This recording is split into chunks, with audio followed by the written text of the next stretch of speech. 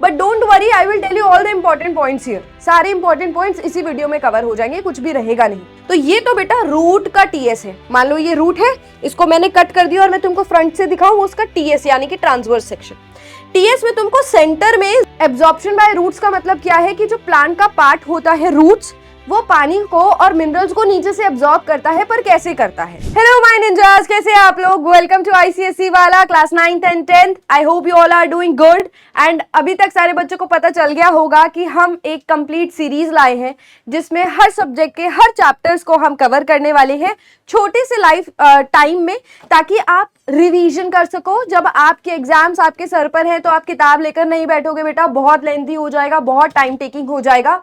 तो वहीं पर आपको हेल्प आउट करने के लिए हम छोटे छोटे सेक्शंस में चैप्टर्स को कवर करेंगे। तो आज का जो हमारा बायो का चैप्टर है that is absorption by roots. तो जल्दी से कमेंट्स में लिख देना बायो ओपी या निंजा ओपी, जो भी तुम्हारा मन करे, तो कमेंट्स में जरूर लिखना विद ऑरेंज वाले hearts, complete chapter absorption by roots. ठीक है, तो पहले तो एक ये डाउट रहता है कि क्या मैम ये प्लांट फिजियोलॉजी का पहला चैप्टर इंपॉर्टेंट है? बेटा पूरी प्लांट फिजियोलॉजी इंपॉर्टेंट है। एंड प्लांट फिजियोलॉजी के जो चैप्टर्स हैं उसमें से सबसे ज्यादा वेटेज इस चैप्टर का है। हालांकि सारे चैप्टर्स इंपॉर्टेंट है, हमारे पास कोई ब्लूप्रिंट नहीं है फिक्स जिसके बेसिस पर हम जज कर सके।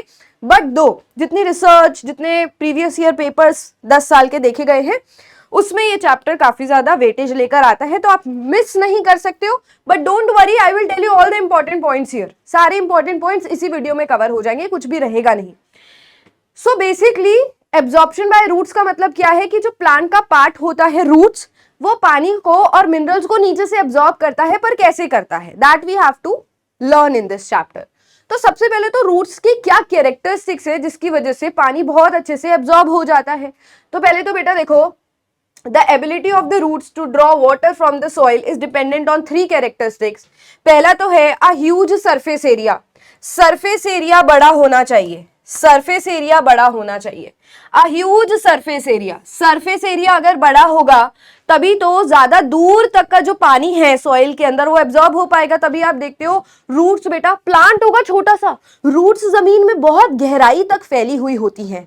रूट हेयर बोलते हैं, रूट के बाल, ठीक है, रूट हेयर, रूट के बाल, तो वो इस तरीके से फैली हुई है, बहुत ज्यादा सरफेस एरिया है। Root hair containing the solution at the concentration higher than the surrounding soil water. पानी रूट सेल के अंदर क्यों आएगा? पानी रूट सेल के अंदर आएगा ऑस्मोसिस की हेल्प से। अब ऑस्मोसिस के क्या रूल्स हैं? मूवमेंट होता है वाटर मॉलिक्यूल्स का हाई टू लो। सॉइल में पानी ज्यादा है as compare to root cell, तो पानी बाहर से अंदर मूव कर जाता है। जो रूट सेल होते हैं, रूट हेयर के जो सेल होते हैं, उसका डायग्राम पूछा जाता है। तो ये डायग्राम पर नजर डालेंगे। ये diagram as it is draw करने के लिए आता है बेटा। So this diagram is very important. इस डायग्राम को ध्यान से सीख लो। आप क्या कर रहे हो? रूट के सबसे बाहर के सेल्स बना रहे हो जिनको एपिडर्मल सेल्स बोलते हैं, और इसी एपिडर्मल सेल से बाहर बाल निकल रहा है, हेयर निकल रहा है। तो क्वेश्चन बनता है that root hair cells are the extensions of which cells? So root hair cells extension है एपिडर्मल सेल्स की। तो यहां देखो एपिडर्मल सेल लिखा हुआ है। प्लांट सेल है तो बाहर सेल वॉल होगी, बीच में तुमको बड़ा सा वैक्यूल दिखेगा। प्लांट में वैक्यूल सेंटर में होता है, बड़े साइज का होता है। ये देखो वैक्यूल तुमको जाता हुआ दिख रहा है बाल के अंदर, ठीक है, हेयर मतलब। न्यूक्लियस साइड में पड़ा हुआ है क्योंकि वैक्यूल ने मेजॉरिटी एरिया घेर लिया है। उसके बाद सेल मेम्ब्रेन भी दिखेगी। एंड यहाँ पर भी सेम चीज है, यहाँ पर रूट हेयर ग्रो करेगा, यहाँ पर नहीं कर रहा है, ऊपर वाला फुली ग्रोन है। तो इस तरीके से आप डायग्राम बना लेंगे, वेरी इजी। अब सेल सैप क्या होता है जिनको नहीं पता, वैक्यूल के अंदर जो सेल सैप, वैक्यूल के अंदर बेटा जो सॉल्यूशन पड़ा हुआ है that is the mixture of water and water के अंदर प्लांट्स के स्टोर्ड फूड। यहाँ पे प्लांट भाई ने अपनी बहुत सारी चीजें स्टोर करके रखी होंगी, खाना होगा, पानी होगा, मिनरल्स होंगे, आयंस होंगे, है ना। तो वो सारी चीजें solute in water, cell sap. तो सेल सैप का कंसंट्रेशन ऐसा होता है कि पानी तो यहाँ कम होगा कंपैरेटिवली, और जो सॉल्यूट है इसके अंदर बेटा वो ज्यादा होगा। और ये जो कंसंट्रेशन है बहुत सही है क्योंकि सॉइल के अंदर पानी तभी मूव कर पाएगा, सॉइल में पानी ज्यादा है। So this water will move from high water concentration to lower water concentration, osmosis होगा आराम से। एंड जो तीसरा पॉइंट है वो ये है, root hair have thin walls. Root hair की जो वॉल होती है वो बहुत ज्यादा थिन होती है। सेल वॉल, सेल मेम्ब्रेन दोनों थिन होती है। पानी को अंदर भेजना है ना, तो तो पानी के लिए हम मुश्किल क्यों करें? पानी को वॉल क्रॉस करके जाना है तो वॉल को पतली कर दो जिससे पानी आसानी से जंप कर सके। So that is why root, hair, जो सेल वॉल है और सेल मेम्ब्रेन है दैट इज थिन। ये इसका एक और फीचर होता है। तीनों कैरेक्टरिस्टिक्स इंपॉर्टेंट है, याद हो गई। सेल्स आपकी अगर डेफिनेशन आती है तो एक सॉल्यूशन है जो वैक्यूल के अंदर होता है जिसमें वाटर है और वाटर के अंदर पड़े हुए सॉल्यूट है। सॉल्ट्स हो सकते हैं, आयंस हो सकते हैं, बेटा बहुत सारी चीजें होती है। It has higher concentration than surrounding water. Higher concentration का मतलब क्या है? पानी कम, सॉल्यूट ज्यादा, पानी का सॉल्यूट ज्यादा, यानी कि सेल से आपका over concentration, overall concentration high है। चलो ये बात समझ में आ गई तो आगे बढ़ते हैं। डिफ्यूजन क्या होता है? डिफ्यूजन बेटा एक जनरल टर्म है जो हम गैसेस के लिए, ठीक है, पानी के लिए या फिर हम आयंस के लिए यूज करते हैं। ये मूवमेंट है हाई टू लो, चीजों का मूवमेंट होता है हाई कंसंट्रेशन से लो कंसंट्रेशन की तरफ, बट इसमें कोई बीच में मेम्ब्रेन की रिक्वायरमेंट नहीं है। फॉर एग्जाम्पल अगर एक सेल बनाऊं, यहां पर बहुत सारे आयंस पड़े हुए हैं, अगर वो सेल के दूसरी जगह पर चले जाते हैं तो वो डिफ्यूजन है, ठीक है। परफ्यूम लगाते हैं हम, पड़ोसियों के घर में गाजर का हलवा बनता है तो हमें बहुत जल्दी खुशबू आ जाती है, दैट इज डिफ्यूजन ओनली। जब तुम नहाते नहीं हो, बॉडी की जो बड़ी गंदी सी स्मेल आती है, पता चल जाता है घर वालों को नहाए नहीं है, वो डिफ्यूजन हो रहा है बेटा। परफ्यूम लगाते हो उसको कवर करने के लिए, परफ्यूम की खुशबू फैल जाती है, वो डिफ्यूजन है। Osmosis on the other hand, it is only applied for water molecules first of all, ठीक है। तो सॉल्वेंट मॉलिक्यूल यानी कि पानी, वाटर का मूवमेंट है हाई टू लो कंसंट्रेशन, और जो मेम्ब्रेन ये यूज करते हैं वो है सेमी परमिएबल मेम्ब्रेन। सिंपल सा फंडा है, अगर एक सेल से दूसरे सेल के अंदर सामान जा रहा है, सामान भी क्या होगा? यहाँ पर वाटर होगा बेटा। इस सेल के पास अगर ज्यादा पानी था तो ये अपना पानी दूसरे सेल को दे देगा। पानी का नेचर है ये, हाई टू लो मूव करेगा ही करेगा जब तक इक्विलिब्रियम नहीं आ जाता है। So it will move from high to low concentration water के रिस्पेक्ट में, एंड बीच में जिसने क्रॉस किया है that is semi permeable membrane. Plasma membrane जो होती है, जिसको सेल मेम्ब्रेन भी बोलते हैं, वो हमेशा कैसी होती है? सेमी परमिएबल, ठीक है, पानी को परमिशन देती है आने जाने के लिए। इम्बिबिशन क्या होता है? इम्बिबिशन होता है बेटा सरफेस फिनोमिना, यानी कि प्लांट सेल्स की हम बात करें तो प्लांट सेल के अंदर पानी ऑस्मोसिस से भी जा रहा है, और प्लांट सेल के बाहर सेल वॉल भी होगी बेटा, है ना। Which colour should I use? Pink colour से मान लो इसकी सेल वॉल बनाते हैं। ये इसकी सेल वॉल है, यहां भी इसकी सेल वॉल है।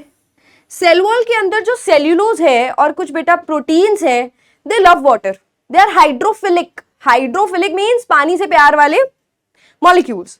सो ये जो मॉलिक्यूल्स हैं, इनको जब पानी यहां बाहर दिखा तो इन्होंने कहा यार हमारे अंदर से ही क्रॉस कर जाओ, तुमको इधर से इधर जाना है ना, तो क्यों हमारे अंदर से ही क्रॉस कर जाओ, यानी कि सेल वॉल से ही क्रॉस करके एक जगह से दूसरी जगह पानी जा रहा है।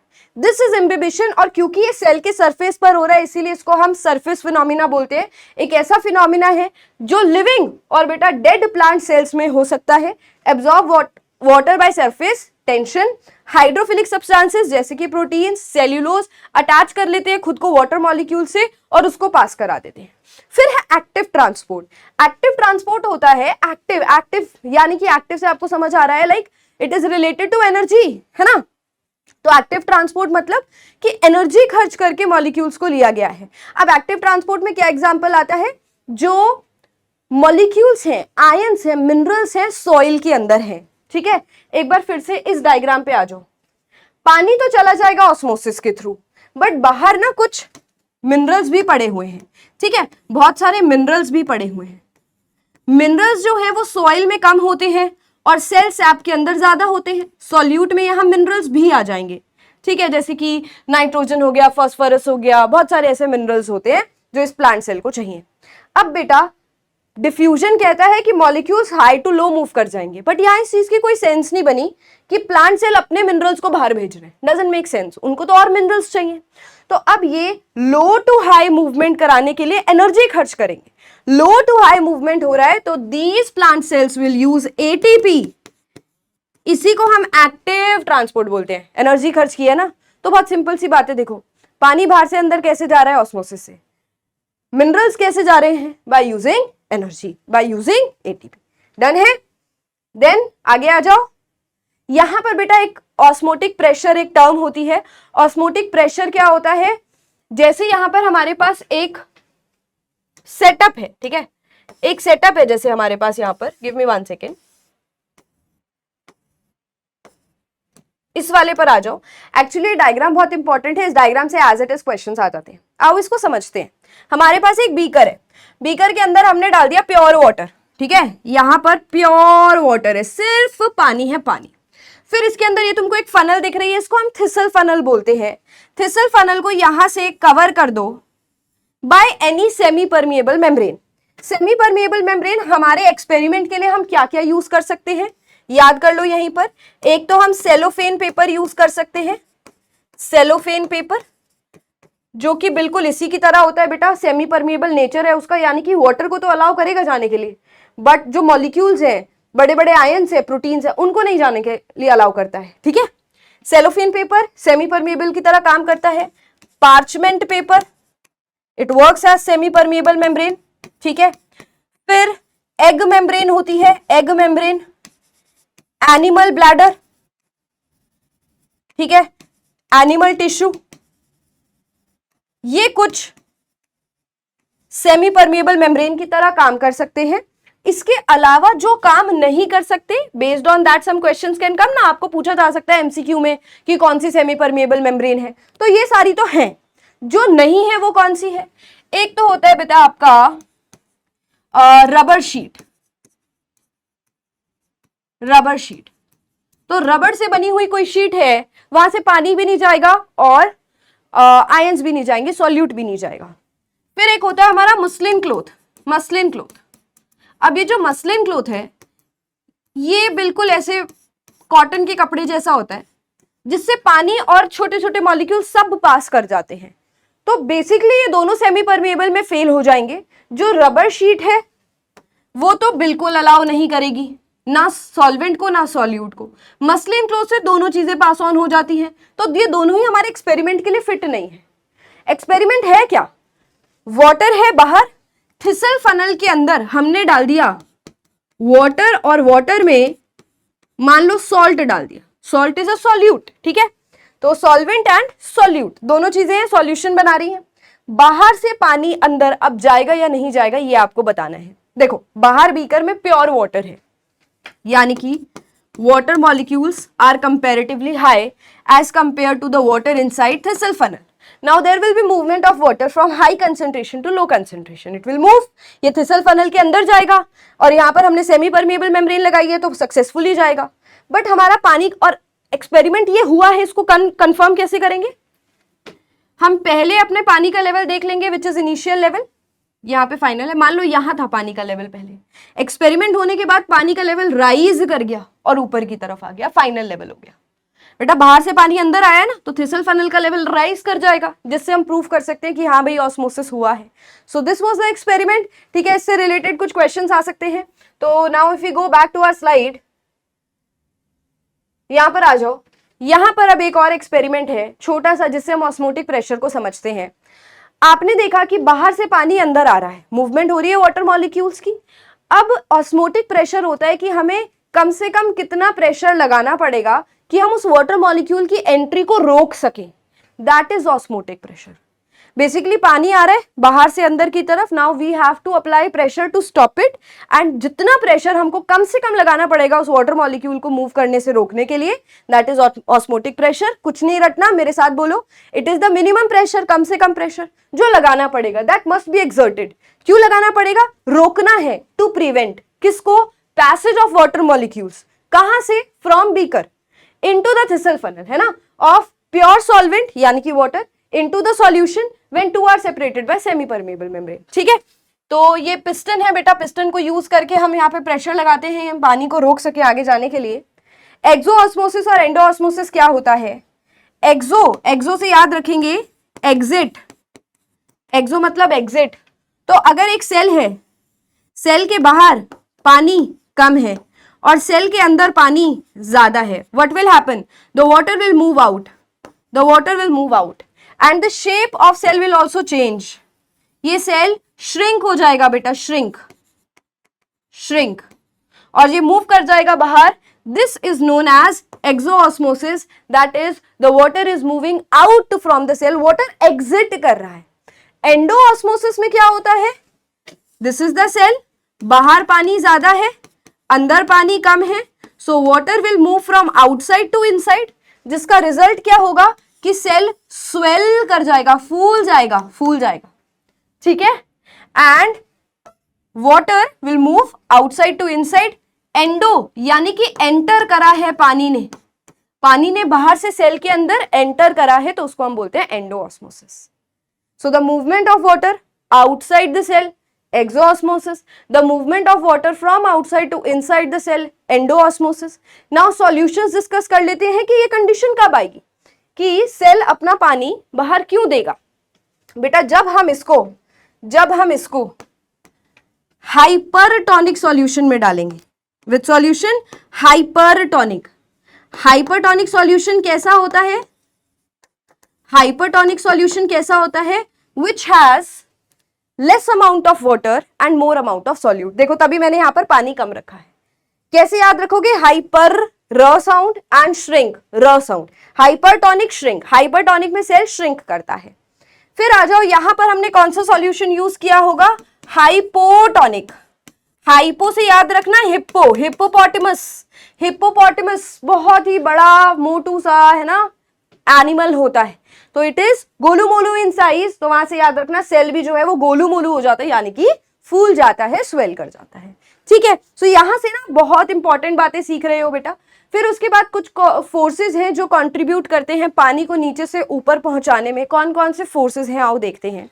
हमारा टारगेट क्या है, प्लांट का टारगेट क्या होता है कि सॉइल से पानी लेना है और पानी को बिल्कुल ऊपर लीफ तक पहुंचाना है। ग्रेविटी के अगेंस्ट ये काम हो रहा है। तो सबसे पहले तो यहां पर जो प्रेशर अप्लाई हुआ वो है रूट प्रेशर। रूट प्रेशर ही नाम क्यों रखा, बिकॉज बेटा वाटर मॉलिक्यूल्स जो हैं वो रूट सेल के अंदर आ रहे हैं with the help of osmosis process, और आयंस कैसे आ रहे हैं, with the help of active transport. Minerals का जो ट्रांसपोर्ट है वो एक्टिव है, यानी कि एनर्जी खर्च होकर हो रहा है, और पानी जो है वो हाई टू लो मूव कर रहा है with the help of osmosis. अब रूट के सारे सेल्स में भर भर के पानी पड़ा हुआ है, that water is creating a pressure. मान लो ना यहाँ पर 1000 लोगों की भीड़ आ गई छोटी सी जगह में, तो बहुत ज्यादा प्रेशर क्रिएट हो जाएगा, उसको हमने रूट प्रेशर बोला। अब ये पानी ऊपर पहुंचाना है, पानी को ऊपर पहुंचाने के लिए यहाँ एक और प्रोसेस हो रहा है बेटा, जिसको हम ट्रांसपिरेशनल पुल बोलते हैं। ट्रांसपिरेशनल पुल में लीफ जो है वो सनी डे पर या बहुत ज्यादा गर्मी में, हाई टेम्परेचर में या हवा चलने पर अपना पानी यहाँ पर भाप बन के उड़ा देती है, ठीक है। सो यहां पर ऊपर पानी की हो गई है भयंकर कमी, लो प्रेशर क्रिएट हो गया। आप इसको भीड़ से इमेजिन कर सकते हो कि नीचे भाई लोगों की बहुत ज्यादा भीड़ है और ऊपर लोग उड़ के भागते जा रहे हैं, तो ऊपर लो प्रेशर जनरेट हो गया। देन यू नो मूवमेंट होता है मॉलिक्यूल्स का high pressure to low pressure, तो ये एक प्रेशर है जो एक खिंचाव जनरेट करता है, पानी को नीचे से ऊपर मूव करने के लिए मजबूर करता है। Transpirational pull, as the water is lost from the leaf surface by transpiration, water molecules को ऊपर की तरफ एक खिंचाव मिलता है, it is pulled upwards due to tendency of water molecules to remain joined. Now water molecules are moving upward. दो और फोर्सेस लग रहे हैं बेटा कि पानी के मॉलिक्यूल्स जो हैं वो आपस में एक दूसरे से जुड़े हुए हैं। इस फोर्स को हम बोलते हैं कोहेजन। एक पानी का मॉलिक्यूल ना दूसरे पानी के मॉलिक्यूल का हाथ पकड़ के रखता है, सारे मतलब हाथ पकड़ के ऊपर जा रहे हैं। ऐसे इमेजिन करो लोग हाथ पकड़ के ऊपर जा रहे हैं, तो जो हाथ पकड़ के उनके बीच का फोर्स है दैट इज कोहेजन। और वो इतना ही नहीं, सरफेस को भी पकड़ पकड़ के जा रहे हैं ऊपर, सरफेस को भी ऊपर पकड़ पकड़ के जा रहे हैं। तो सरफेस में जो अटैचमेंट है दैट इज एडेशन, यानी कि पकड़ पकड़ के ऊपर जा रहे हैं। तो cohesion and adhesion that helps in movement of water molecules ऊपर की तरफ। कौन कौन से फोर्सेस हो गए अभी तक, एक तो हो गया रूट प्रेशर, ऊपर हो गया ट्रांसपिरेशनल पुल, फिर हो गया कोहेजन एडेशन। फिर आता है जाइलम ने क्या रोल करा। जाइलम का काम है नीचे से ऊपर पानी भेजना, पर जाइलम खुद कैसे अरेंज्ड होता है बेटा, जाइलम का जो डायामीटर होता है वो बहुत नैरो होता है, यानी कि जाइलम, अगर मैं तुमको दो जाइलम यहां पर बनाकर दूं तो कौन सा जाइलम यहां पर एग्जिस्ट कर रहा होगा। जाइलम वेसल्स कैसी होती हैं, ऐसी होती हैं, डायामीटर छोटा होता है।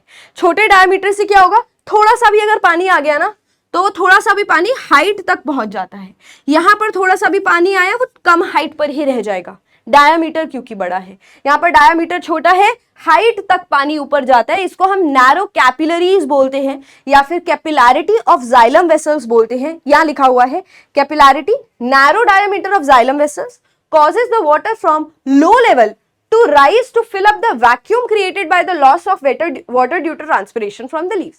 सारे फोर्सेस एक दूसरे की मदद कर रहे हैं। नैरो डायमीटर है, हाइट तक पानी जाएगा, प्लस यहाँ पर एयर नहीं है वापस प्रेशर डालने के लिए, वैक्यूम वाली कंडीशन है। बेटा जाइलम वेसल्स के अंदर एयर कैसे जाएगी, है ना, इट इज ऑल पैक्ड, तो जाइलम में एयर नहीं होती है। Root pressure, you know root pressure हमने कर लिया। So these are the 4 forces जिनका बहुत बड़ा रोल होता है नीचे से ऊपर पानी को पहुंचाने में। ये अगर बात हो गई तो मेजॉरिटी ऑफ चैप्टर आप कवर कर चुके हो। फिर उसके बाद हम देखते हैं कि कौन कौन से प्रेशर लग रहे हैं। बहुत ज्यादा बारिश हो गई फॉर एग्जाम्पल, अब बेटा सेल जो है वो तो बर्स्ट कर जाएगा, प्लांट का जो सेल है वो पानी लेता जाएगा लेता जाएगा लेता जाएगा लेता जाएगा लेता जाएगा। For example I can show you one thing, ये मेरे पास बलून्स हैं कुछ, ठीक है। मान लो ये जो बलून है it is like a plant cell. अब ये अपने अंदर बहुत ज्यादा पानी भरता जा रहा है भरता जा रहा है भरता जा रहा है भरता जा रहा है, क्या होगा, इट विल ब्लास्ट, ये फट जाएगा। पर हमारे प्लांट सेल के अंदर ऐसा नहीं होता। अगर ऐसा होता तो हर दूसरे दिन बेटा प्लांट सेल मर जाता। इसको प्रोटेक्ट करने के लिए इसके बाहर होती है cell wall. Cell wall, for example look into this diagram, ये बाहर जो है ये हमारी सेल वॉल है, ठीक है। और अंदर की तो जो अंदर की तरफ जो पड़ी हुई है that is cell membrane, that is cell membrane, ठीक है, सेल मेम्ब्रेन। तो होता क्या है, पानी अंदर आ गया, बहुत सारा पानी वैक्यूल के अंदर भर चुका है। Now this water is exerting बाहर की तरफ एक प्रेशर। जब सेल स्वेल कर जाता है उसको हम टर्जिड कंडीशन बोलते हैं, यानी कि ये वाला सेल जिसमें अभी बहुत सारा पानी है, दिस सेल इज टर्जिड। इस गुब्बारे में देखो बिल्कुल कम सा पानी है, राइट, ये टर्जिड नहीं है, ये इस पानी अपना खो रहा है, ये क्या है, flaccid. This condition is flaccid, this is turgid, ठीक है। अब देखो पानी बहुत ज्यादा अंदर आ चुका है, अब पानी ना इसके ऊपर धक्का मार रहा है, इसको बर्स्ट करने की कोशिश कर रहा है। तो अंदर से जो प्रेशर बाहर की तरफ लगा बेटा उसको हम टर्गर प्रेशर बोलते हैं। टर्जिडिटी की वजह से जो प्रेशर लगा that is turgor pressure, turgor pressure जो बाहर की तरफ लग रहा है। पर सेल वॉल यहां पर हीरो की तरह काम करती है। Cell wall is the saviour, cell wall is the hero, ठीक है, यहां पर हीरो है। सेल वॉल बाहर की तरफ से अंदर की तरफ प्रेशर लगाएगी, बाहर से अंदर की तरफ प्रेशर लगा रही है कि बिल्कुल कितनी जान लगा ले टर्गर प्रेशर, मैं तुझे बर्स्ट होने नहीं दूंगा। तो पढ़ो इसको, the pressure applied by the content of the cell, cell का जो कंटेंट है against the cell wall, cell wall की तरफ जो प्रेशर लग रहा है वो तो टर्गर प्रेशर है। ये प्लांट को हेल्प भी करता है ग्रोथ में, प्लांट का साइज इंक्रीज करने में। और हाइड्रोस्टैटिक प्रेशर मतलब जिसके अंदर पानी भरा हुआ है उसकी वजह से ये प्रेशर लग रहा है। सेल वॉल वॉल का प्रेशर है जो अप्लाई होता है ऑन द कंटेंट, यानी कि अंदर की तरफ अप्लाई होता है। ये प्लांट को फटने नहीं देता, it does not help to keep plant erect, it exerts opposite pressure against the turgor pressure. ये उल्टा प्रेशर लगा रहा है, टर्गर प्रेशर लगा रहा है, टर्गर प्रेशर के अगेंस्ट प्रेशर लगा रहे। सो बेसिकली ये बर्स्ट होने से बचाता है बेटा प्लांट सेल को। अगर एक क्वेश्चन आ जाए कि एनिमल सेल की मैं बात करूं, एनिमल सेल के पास तो सेल वॉल होती ही नहीं है, तो एनिमल सेल अगर ऐसी सिचुएशन में फंस गया, उसके अंदर बहुत सारा पानी है, तो एनिमल सेल बर्स्ट हो जाएगा, because it does not have cell wall, है ना। तो रेड ब्लड सेल खुद को नहीं बचा पाएंगे, रेड ब्लड सेल्स बर्स्ट हो जाएंगे। वहीं पर प्लांट सेल खुद को बचा पाएगा क्योंकि उसके अंदर सेल वॉल है। Now there is this experiment कि हमें ये देखना है कि रूट्स ही पानी को एब्जॉर्ब करती हैं। तो आप एक टेस्ट ट्यूब ले लो और टेस्ट ट्यूब में एक छोटा सा प्लांट ले लो जिसकी रूट्स है, और पानी भर दो उसके अंदर।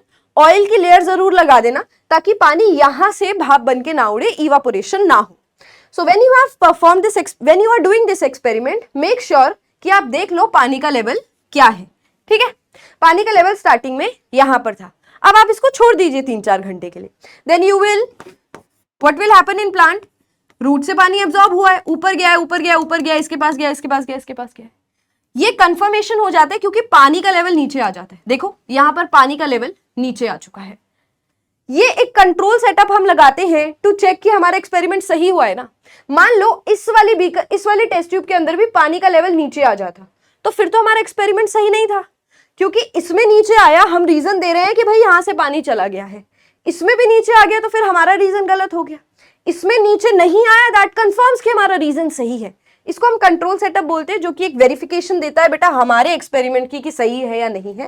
Then there is this another experiment जिससे हम देखते हैं कि जाइलम की ही जिम्मेदारी है पानी को ऊपर पहुंचाने की, तो हम पानी को कलर दे देते हैं, पानी में हम कलर ऐड कर देते हैं, कलर्ड वाटर। तो एक इओसिन डाई होती है, एसिडिक डाई होती है रेड कलर की, जो हम पानी में डाल देते हैं। ठीक है, you can have a look at this, wait.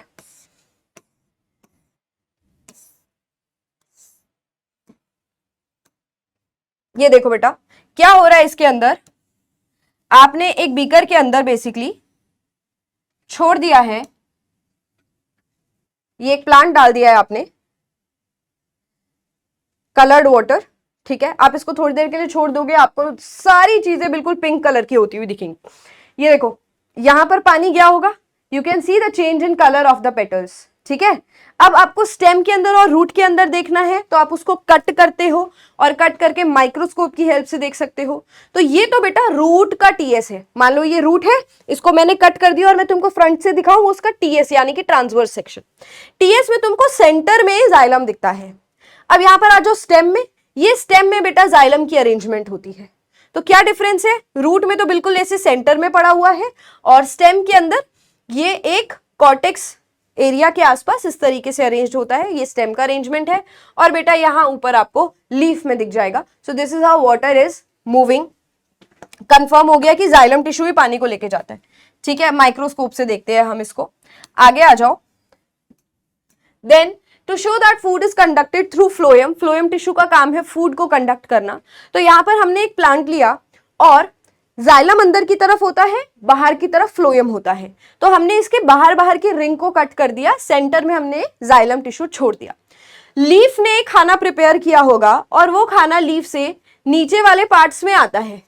ठीक है, अब यहां तक तो खाना आ गया और यहां पर आकर नीचे जाने का उसको रास्ता ही नहीं मिल रहा है, तो यहां पर वो इकट्ठा हो जाएगा बेटा। सेल्स के अंदर फूड स्टोर हो रहा है लार्ज अमाउंट में। वो कंफर्म कैसे होता है कि हमें यहाँ स्वोलन टिश्यू दिखता है, फूला हुआ। सो दैट मीन यहाँ पर बहुत ज्यादा खाना इकट्ठा हो गया, ग्लूकोज इकट्ठा हो गया है। इट कैन नॉट पास नीचे, तो हमारे एक्सपेरिमेंट तक ये प्लांट जिंदा रहता है, फिर इट विल डाई। नेक्स्ट, ये बेटा हमारे पास एक वीडियो है जिससे आपको बहुत अच्छे से समझ आएगा कि रूट्स के अंदर या प्लांट के अंदर एब्जॉर्प्शन कैसे हो रहा है। तो आपको एक विजुअलाइजेशन से हेल्प मिलेगी। देखो यहाँ पर ये रूट है, वाटर के साथ ही फास्फोरस और नाइट्रोजन भी जा रहा है, अलग से नहीं जाएंगे, वाटर में घुलकर ही जा रहे हैं बेटा सारी चीजें। तो वाटर तो ऑस्मोसिस की हेल्प से चला गया और जो बाकी के मॉलिक्यूल्स थे वो एक्टिव ट्रांसपोर्ट से चले गए। ठीक है,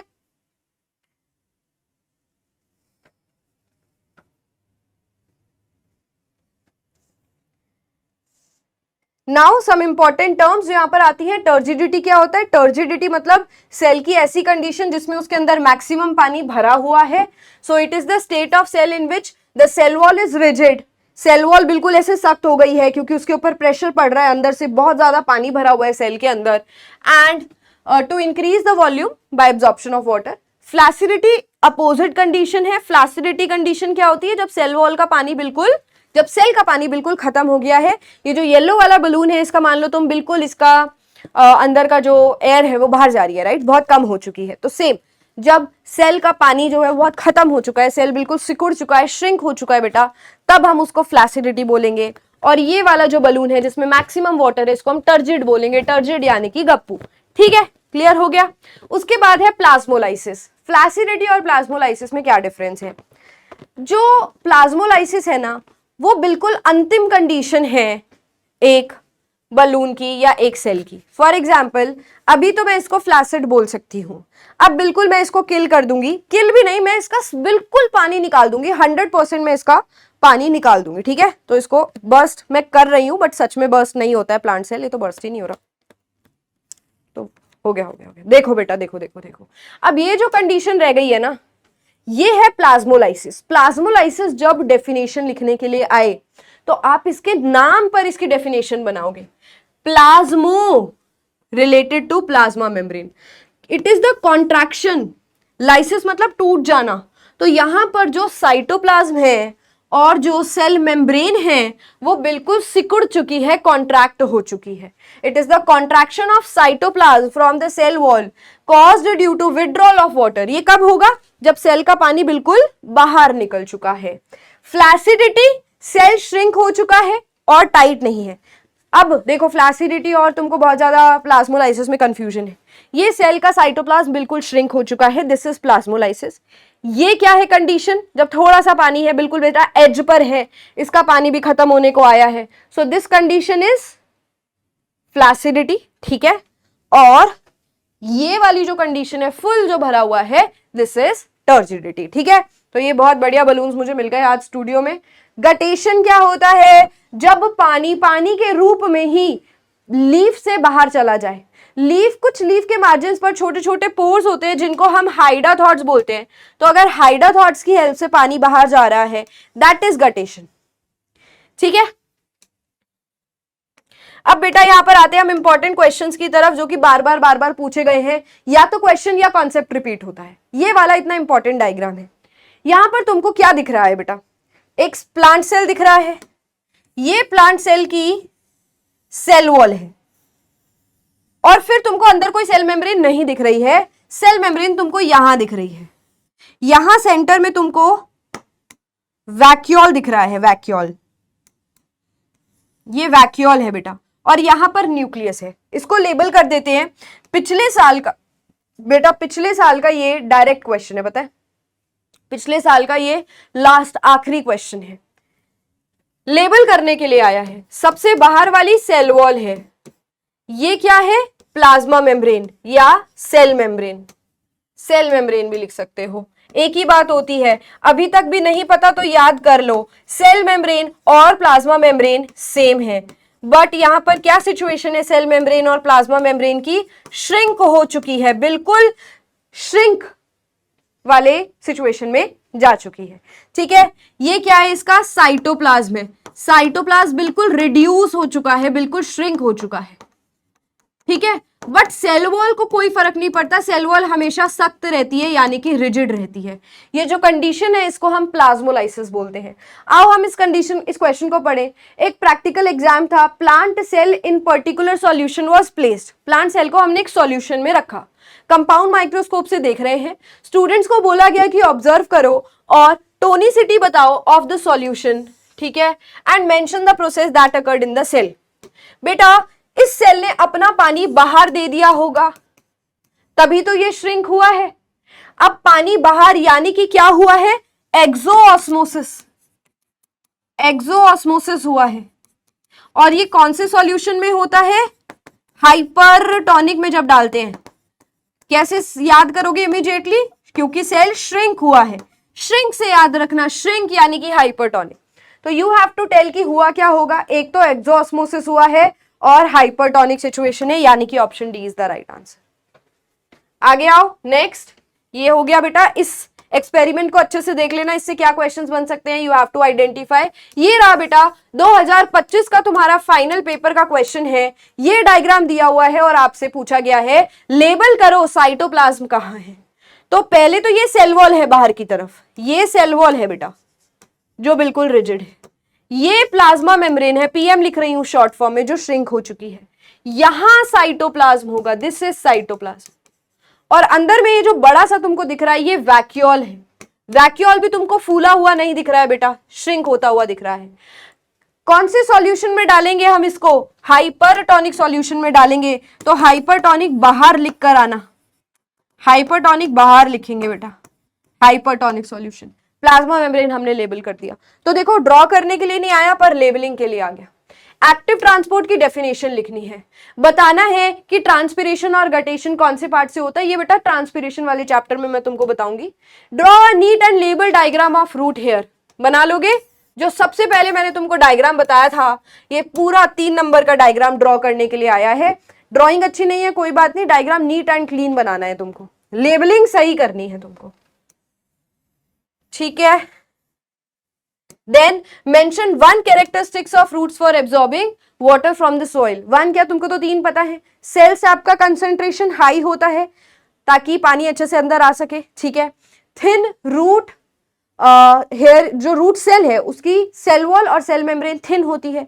and third most important point, root hair, root hair are spread, root hair are elongated at very क्या बोलेंगे, at very deep levels of the soil, ताकि बहुत दूर दूर तक से भी पानी एब्जॉर्ब हो सके, ठीक है। तो इस तरीके से कुछ क्वेश्चंस आए हुए हैं बेटा, आई होप आपको समझ आया होगा।